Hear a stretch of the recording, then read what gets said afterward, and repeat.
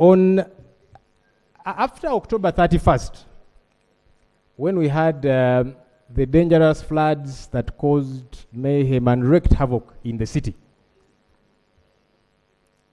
traders lost merchandise, plenty of money went down the drain. Government committed that they are going to compensate these business persons up to the tune of about 20 billion shillings. Those business persons up to date ask, did government lie to them? And recently we saw another situation of heavy flooding, and the same people are saying we have lost more merchandise even before the first promise of compensation has not happened. So we want government to tell us, was it just a mere puff, as we call it in law, that you actually don't intend to do this thing, you're just promising for the sake of it? The traders would like to know. Thank you. Maybe government could tether in that regard. When is government going to come with a comprehensive plan that we can know about to address the flooding situation in our country? We need to know. Poor drainage, poor planning, if it does happen at all with the numerous buildings that do come up. We want some kind of commitment from government, because you also shouldn't be compensating each time again and again. Meanwhile, not even compensated the first time. And relatedly, when the Chitezi situation happened in August of 2024, over 35 people died. Garbage killed people here in the city, close by. Government again came out and promised, we are going to compensate the victims and the bereaved families. To date, those families still complain and say government has not compensated us. Can we know from government what happened? Was it another lie? Finally, Right Honorable Speaker. Honorable Speaker, in late October of last year, we raised concerns here when journalists from Nation Media Group were barred from accessing Parliament. You see, our Constitution has got a Bill of Rights, Chapter 4, with specificity, Article 29(1)(a), provides for freedom of the press. And that's why we get to have journalists here. In fact, our rules have domesticated it for Parliament here. Our rules provide that our sessions will be covered by the press. So Nation Media journalists, NTV, Daily Monitor, and the others were barred from accessing Parliament. That's 5 months ago.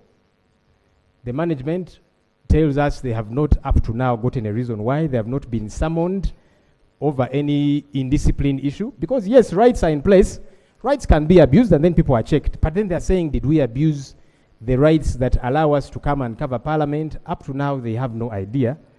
I think it would be good for this House to know, are there journalists that are totally not allowable to come to Parliament? And if so, why? Because we are the ones that pass these laws that talk about freedom of the press and so on and so forth. I thank you, Right Honorable Speaker. Thank you. I see so many journalists there. You mean none of them is from Nation Media?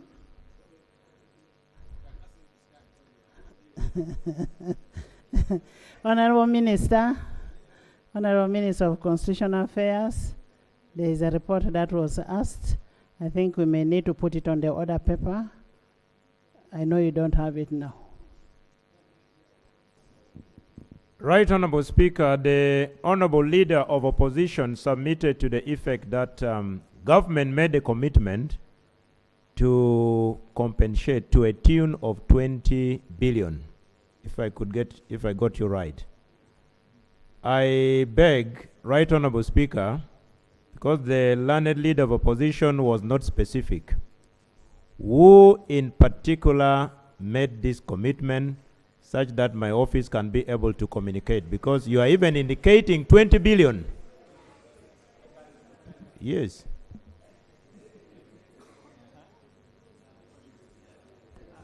Honorable Speaker, I know that the Honorable Government Chief Whip has been engrossed with numerous issues also to do with the election, so he has probably not followed up on some issues which he's supposed to.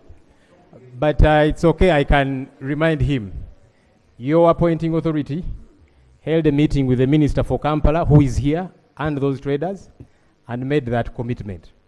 So ours is to follow up with you who are here. I actually had thought the Minister for Kampala will rise up and respond to that issue, because she was in that meeting when that commitment was made to the traders. So with your permission, Honorable Speaker, the informed minister can assist the minister who does not have the information. I thank you. No, even a government chief whip is informed. I oblige, but of course there are things he doesn't know. He has just conceded that he is not aware, No. and there's a minister who LOP, is aware. LOP. Let's not belittle each other to that tune. He is informed, is a government chief whip, he knows whatever is happening. I agree with you, Right Honourable Speaker. He knows, so maybe let him tell us.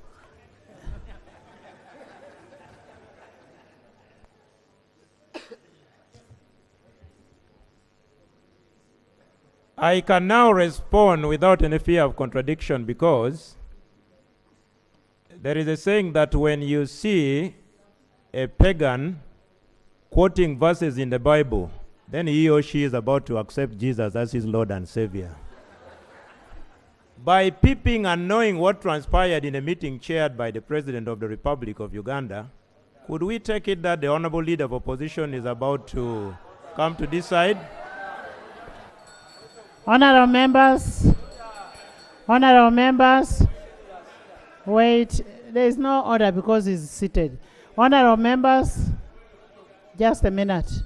Honorable members, honorable. Thank you, Right Honourable Speaker. Honourable Speaker, I want to firstly join you in congratulating the Minister for Justice and Constitutional Affairs on attaining another year, clocking another year. In your communication, you wished him a happy birthday. Happy birthday, sir. I am hoping you have not amended your age. Nowadays, people amend too many things. Please keep your age that way. Honourable Speaker, I want to push through one or two issues that got guidance from this House, but they are still pending somewhat.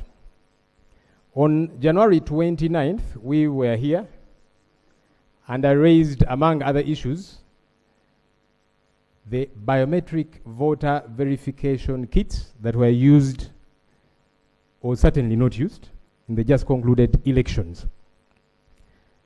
And the concern was, this House appropriated plenty of money, billions upon billions of shillings, for these biometric voter verification kits to be used in the election.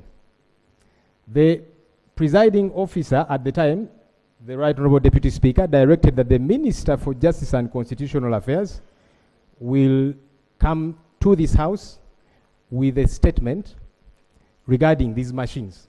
Because it's important we are accountable. Otherwise, Parliament will be seen as an accomplice in wasting taxpayers' money. We appropriated nearly 400 billion shillings. Part of that was to buy the machines. Part of that was to train those who were to use the machines. Part of that money was to sync the ballot papers to be usable for scanning and so on and so forth. Did that money go down the drain? Because we were told that these machines were the panacea to vote rigging, which has become all too common. Vote rigging, ballot stuffing, and all the drama that comes with our elections, which affects both sides. I saw some colleagues on the NRM side during elections also complaining about vote rigging. Right Honourable Speaker, I think it would be a good reminder for that statement to come, since the House directed as such. Secondly, Right Honourable Speaker, again,